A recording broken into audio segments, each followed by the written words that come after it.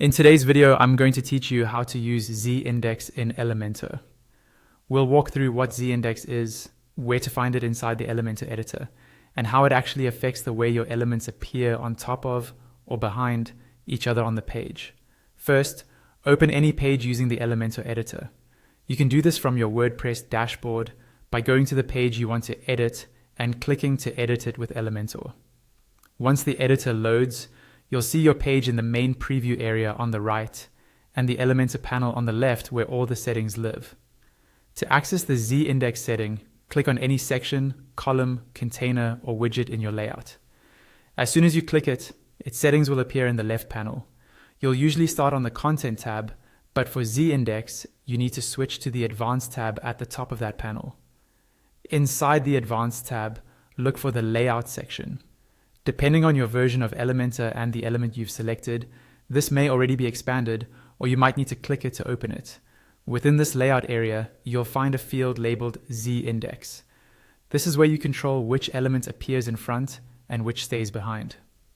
The easiest way to understand z-index is to think of your design as a stack of layers. A higher z-index value means that element comes in front of elements with lower values. A lower z-index value means it stays behind. For example, imagine you have 3 containers that you've set to be sticky as you scroll. On the first container, you set the z-index to 100 and make it sticky.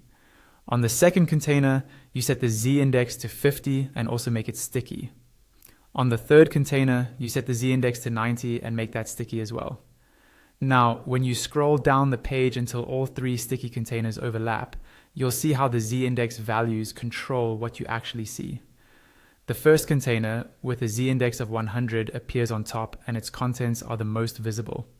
The third container with a z-index of 90 sits behind that, and the second container with a z-index of 50 stays at the very back. So remember, higher z-index means closer to you, lower z-index means further away. Use this setting whenever you have overlapping elements, sticky sections, or layered designs, and you want precise control over which one appears in front.